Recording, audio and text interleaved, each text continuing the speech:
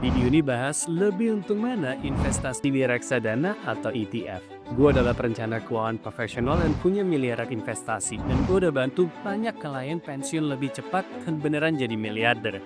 Kita bakal bahas apa itu reksadana dan ETF. Kita ambil yang dana kelolanya paling tinggi biar head to head. 2. Expense ratio alias biaya admin yang diem-diem nyedot duit lo. 3. Efek mata uang. Rupiah yang makin melemah tapi dolar makin kuat. 4. Kekurangan dua investasi ini dari sisi risiko turun drawdown dan potensi cuannya.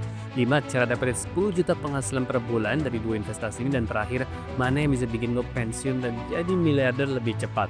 Kalau lo bingung, gue ngerti banget. Tapi tenang, gue janji setelah lo nonton video ini sampai habis, lo bakal tahu gimana cara hemat biaya pengelolaan investasi sampai miliaran rupiah. Karena kalau lo bisa hemat biaya, jadi untung lo juga bisa miliaran. Jessica. Oke, satu, apa itu reksadana dan ETF? Kita pakai yang dana kelolanya yang paling tinggi ya, biar adil dan seimbang. Lo pernah ngerasa nggak sih udah nabung di reksadana bertahun-tahun tapi grafiknya gitu-gitu aja?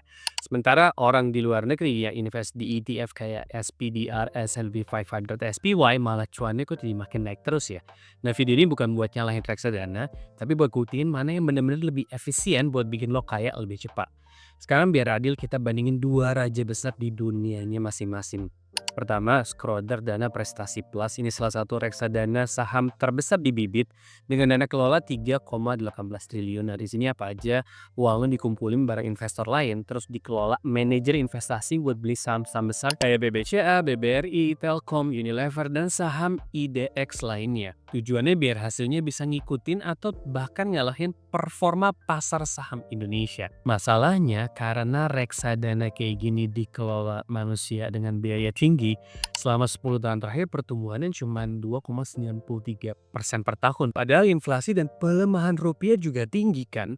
Dan investasi ini pernah anjlok sampai minus 44% drawdown nih. Artinya ada masa di mana kalau uang kita ada 1 miliar itu nyusut jadi 550 jutaan.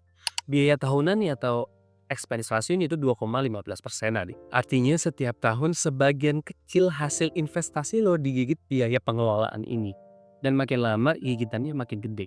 Sekarang lawannya SPDR S&P 500 ETF kodenya SPY. Ini ETF paling populer dan terbesar di dunia dengan total aset lebih dari 672 miliar dolar AS setara 10.000 triliun lebih. Isinya paket 500 perusahaan top Amerika. Jadi kalau lo invest 100.000 di sini, uang lo otomatis dibagi ke saham-saham raksasa kayak Apple, Microsoft, Google, Netflix, Amazon, sampai Tesla. Dan karena bentuknya ETF, lo bisa beli atau jual kapan aja di bursa, kayak beli saham biasa. Rata-rata pertumbuhan 10 tahunnya 15,2% per tahun dan expense rasionya cuma 0,09% alias hampir 20 kali lebih efisien dibanding reksadana lokal. Kalau ada yang belum ngerti, tulis di kolom komentar ya, gue jawabin satu. Biar gampang, Schroder tuh kayak mobil matic yang dikemudiin sopir profesional. Lo duduk manis, efek tiap belok ada biaya sopir, bensin, servis, sama lain ya. Sementara SPY, ETF kayak mobil listrik autopilot. Lo tetap pegang setir tapi biayanya super irit dan kecepatannya stabil di jalan tol global. Tapi bukan berarti ETF selalu menang ya.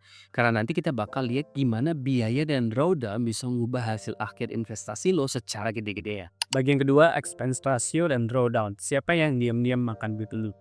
Sekarang kita masuk ke bagian yang paling jarang disadarin sama orang.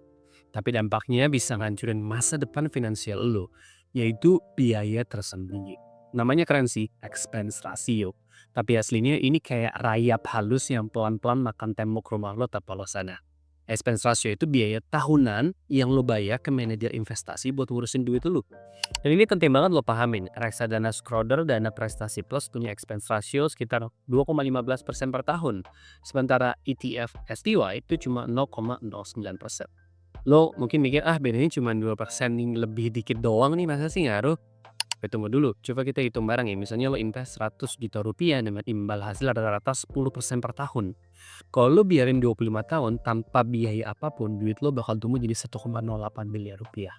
Tapi kalau tiap tahun kepotong 2,15% biaya pengelolaan kayak Schroder, hasil akhirnya jadi 639 juta rupiah.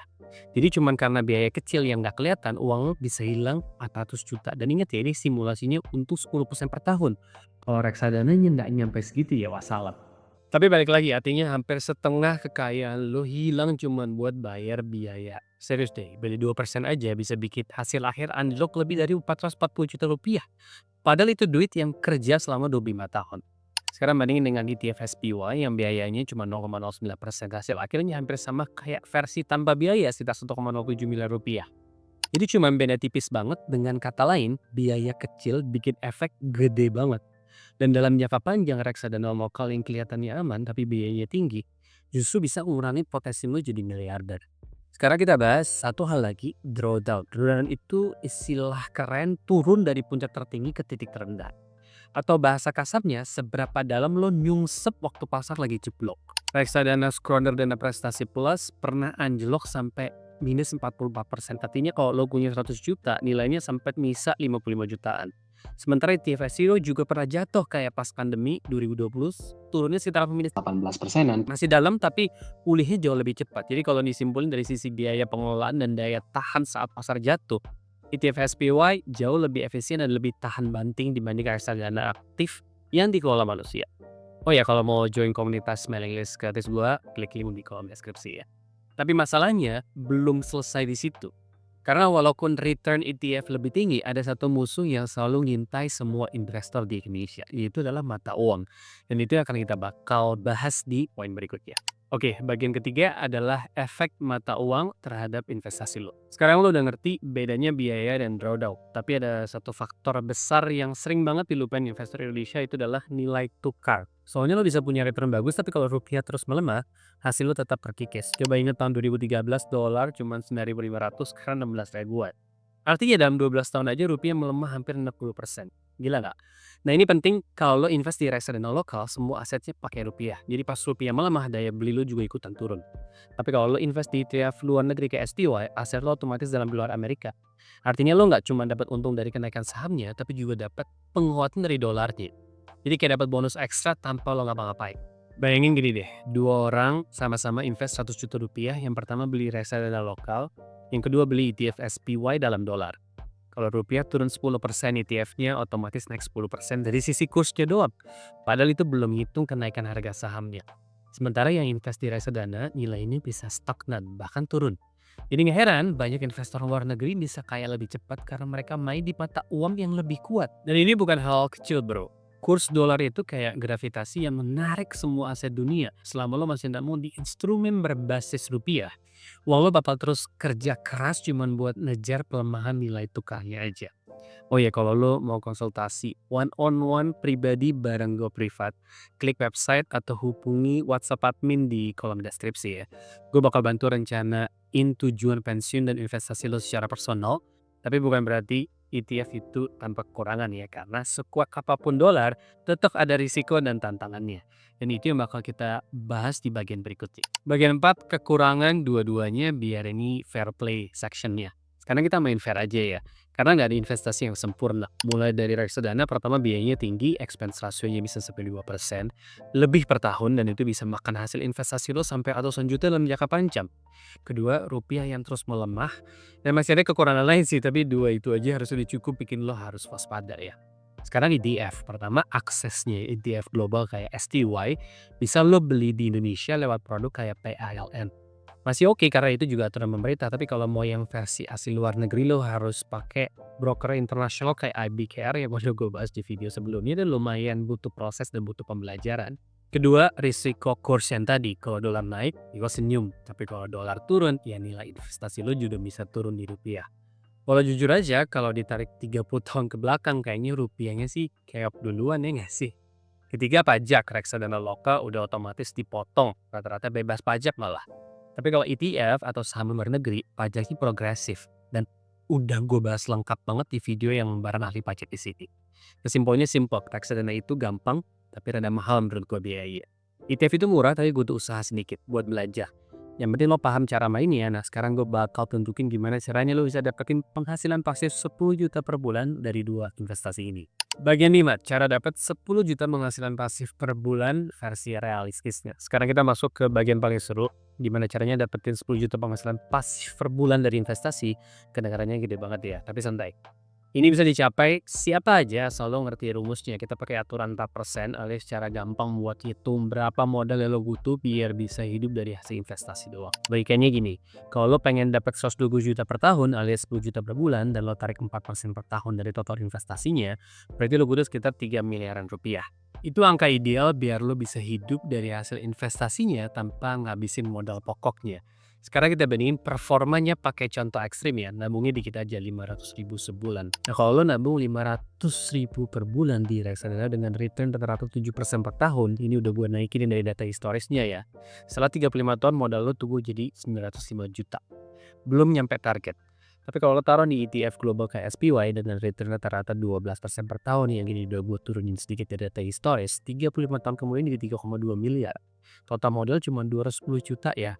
Naiknya berkali-kali lipat dengan rumus 4% tadi. Lo bisa tarik 120 juta lebih setiap tahun tanpa khawatir uangnya akan habis. Dan ingat, ini belum termasuk bonus dari penguatan dolarnya.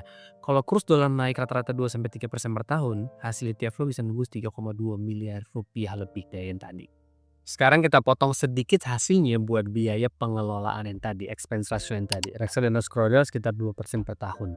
Hasil akhirnya turun jadi 530 jutaan aja. ETF SPY karena cuma 0,09% biaya adminnya, hasilnya masih di atas 3 miliar. Jadi cuma gara-gara beda biaya 2% aja, hasil akhirnya bisa beda 2,5 miliar rupiah lebih. Gila nggak tuh? Itulah kenapa orang yang paham aturan 4% dan ngerti kalau biaya investasi itu musuh utama investasi, bisa pensiun lebih cepat dan duitnya nggak habis-habis. Jadi bukan soal lo kerja lebih keras, tapi soal uang lo kerja lebih cerdas. Nah di bagian akhir kita bakal jawab pertanyaan pamungkas. Kalau dua-duanya bisa bikin kaya, mana yang benar-benar bisa bikin lo pensiun dan jadi miliarder lebih cepat? Bagian 6, mana yang bikin lo pensiun dan jadi miliarder lebih cepat? Oke, kesimpulannya gini, reksadana nggak jelek, jangan salah paham. Buat banyak orang, reksadana itu langkah awal yang bagus buat mulai berinvestasi. Daripada uang lo nganggur di bank dan kalah sama inflasi, mending lo mulai taruh di reksadana. Itu udah jauh lebih pintar daripada nggak ngapa-ngapain sama sekali. Cuma kalau lo pengen naik level dan diversifikasinya lebih luas, ETF global kayak SPY bisa jadi pilihan buat lo yang mau hasil lebih tinggi, biaya lebih rendah, dan aset dalam dolar yang lebih stabil jangka panjang. Tapi ingat, ETF juga bukan tanpa resiko. Pasar global bisa turun, dolar bisa goyah, dan lo tetap butuh sabar dan disiplin jangka panjang. Tapi yang penting lo tahu, ETF itu ada ribuan jenis. Coba pelajari top ETF di video ini dan lihat juga tutorial investasi ETF-nya di sini. Thanks for watching. Assalamualaikum.